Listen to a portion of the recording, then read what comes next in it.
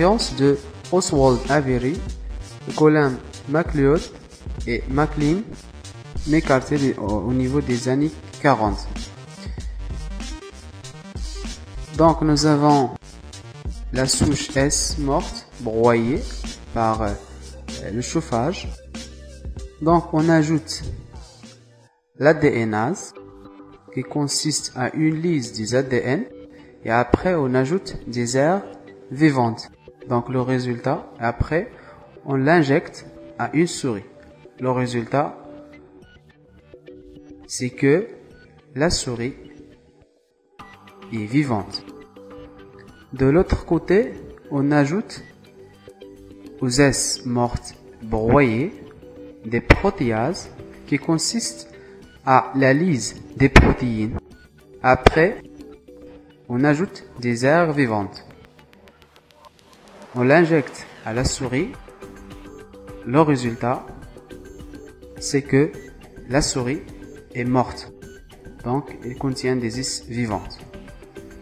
Si on ajoute aux bactéries S mortes et broyées une enzyme qui digère les protéines, les aires vivantes se transforment en S vivantes, donc et tuent les souris.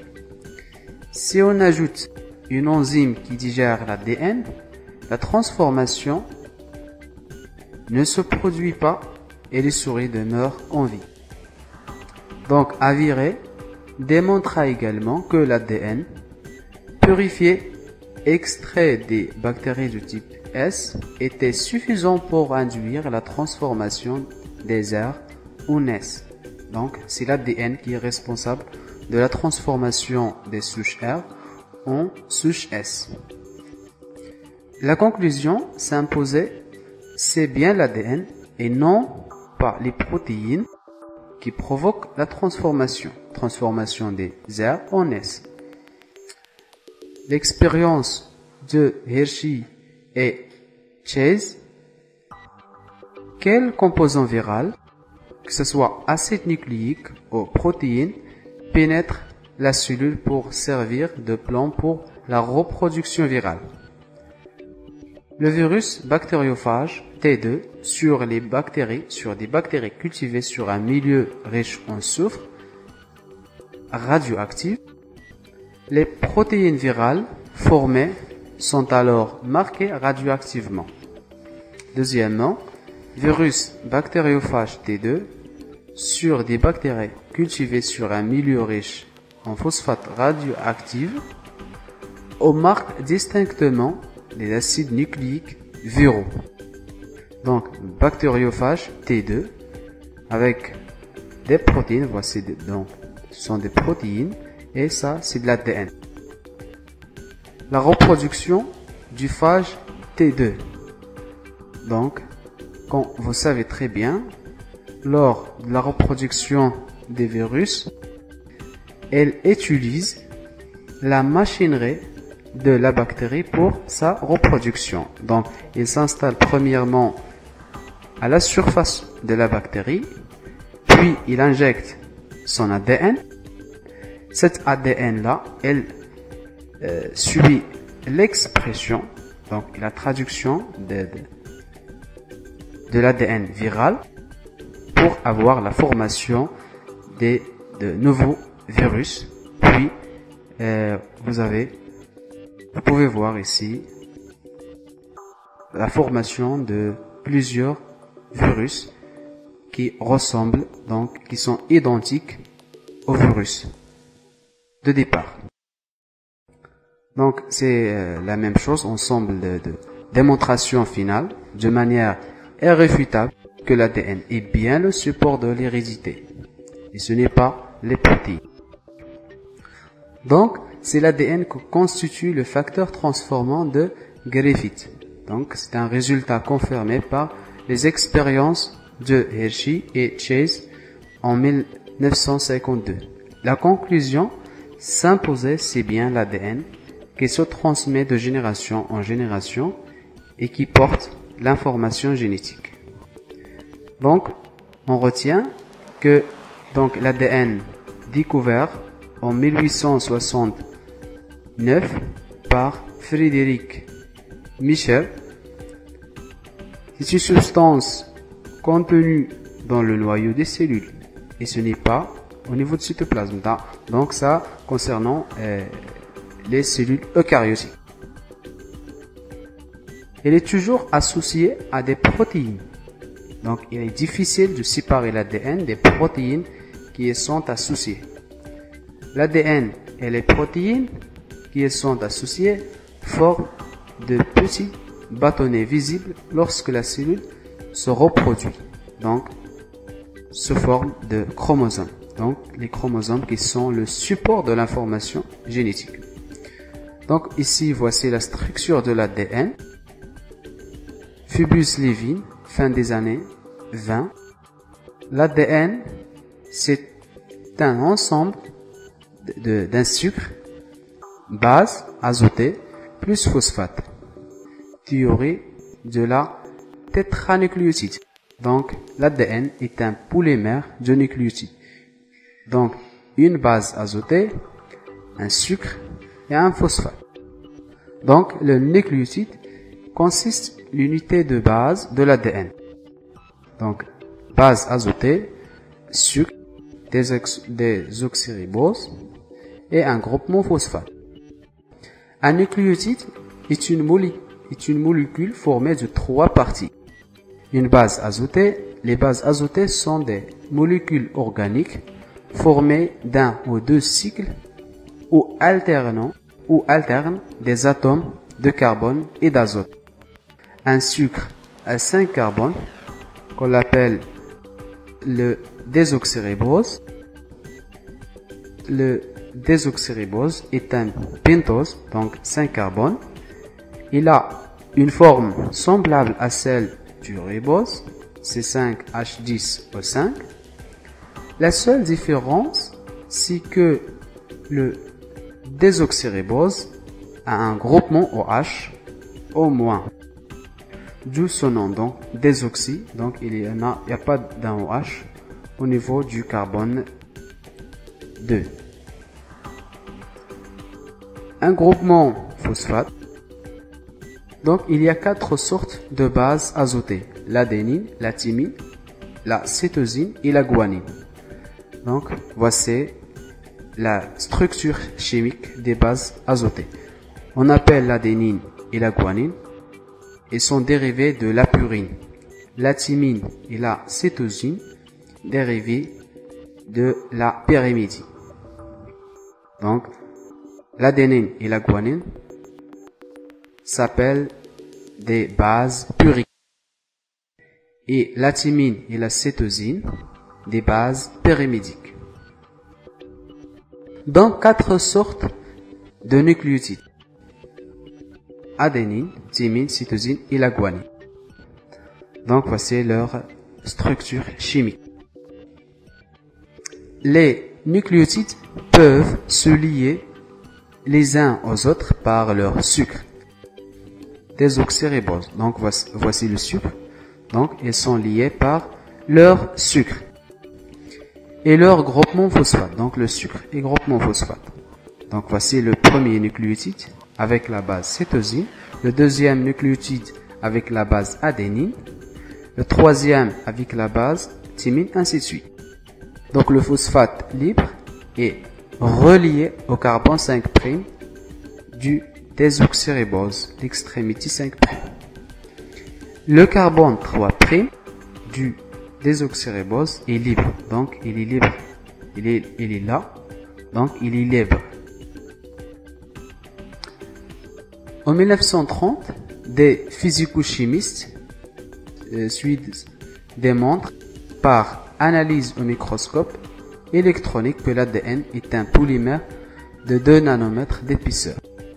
En 1952, radiographie de l'ADN par diffraction des rayons X, elle obtient un cliché en croix caractéristique d'une structure en forme d'hélice 20 angstroms était trop grand pour une seule chaîne. En 1950, Erwin Chargaff a montré par chromatographie sur papier que si on sépare une molécule d'ADN en nucléotides, on obtient toujours les bases puriques et les mêmes que les bases pyrimidiques et les mêmes que les bases puriques. C'est-à-dire le nombre du T égale le nombre de A et le nombre des bases G égale le nombre des bases C.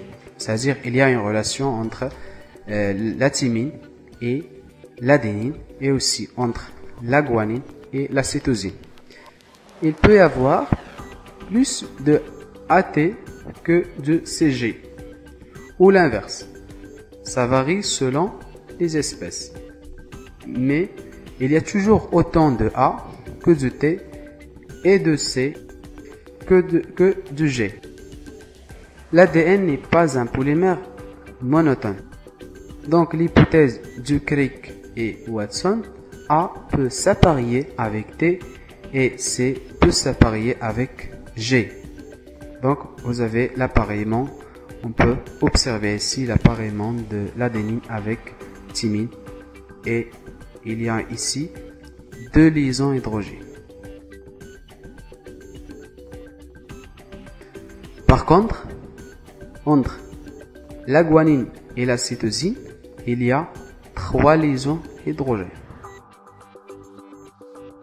Donc, deux chaînes de nucléotides peuvent s'unir l'une à l'autre si leurs bases sont complémentaires. Donc A face à T et C face à G. Donc, toujours on trouve la guanine s'apparaît avec C et là, l'adénine s'apparaît avec T. La guanine donc toujours la même chose. Donc, ce qui est le cas pour l'ADN. Donc, en 1953, Crick et Watson ont disposé des données suivantes pour annoncer le modèle de la structure en double hélice de l'ADN. Donc, composition chimique de l'ADN est sucre, base et phosphate. Cliché de diffraction X en croix caractérisant la structure en hélice. Les travaux de Chargaff sur le contenu en base, l'adénine l'adénine s'appareille avec la thymine et la guanine s'appareille, donc ça dépend le nombre. Donc le nombre de A égale le nombre de T et le nombre de bases G égale au nombre de bases C.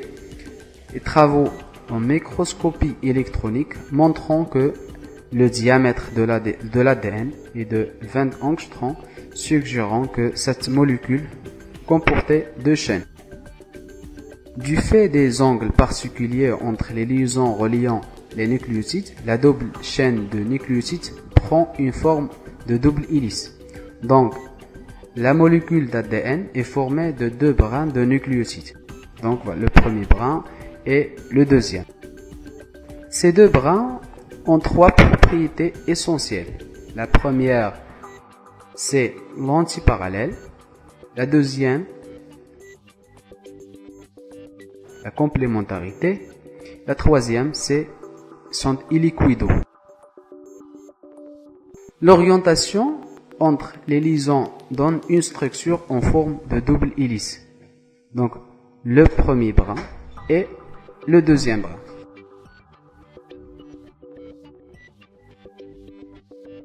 Une photo de Crick et Watson. Donc, voici l'ADN, la structure de l'ADN. Toujours sucre, phosphate, des paires de bases et des sucres, phosphates de part et d'autre de l'hélice. Toujours l'orientation. L'un est orienté de 5' vers 3', l'autre de 3' vers 5'. L'ADN des différents êtres vivants. Donc, chez tous les organismes, support de l'information génétique, une structure en double hélice, sauf certains virus. Donc, les différences, c'est que le nombre de molécules d'ADN, 1 pour Escherichia coli et 46 pour l'homme. La longueur, c'est quelques milliers de nucléotides à plusieurs milliards. La forme, elles peuvent être linéaires. ou circulaire. La localisation dans la cellule, séparée ou non du cytoplasme par une membrane. Chez les virus, les génomes les plus petits, quelques milliers de nucléotides, à ADN ou ARN. Donc, ici,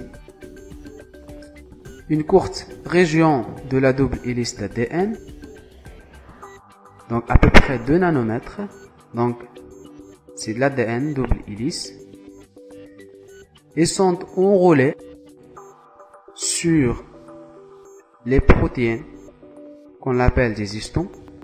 Ces histons-là forment un fibre de chromatine de 30 nanomètres avec des nucléosomes empilés, donc partie de chromosome sous une forme allongée, 300 nanomètres, après les parties condensées du chromosome, donc 700 nanomètres. Enfin, on a un chromosome métotique entier.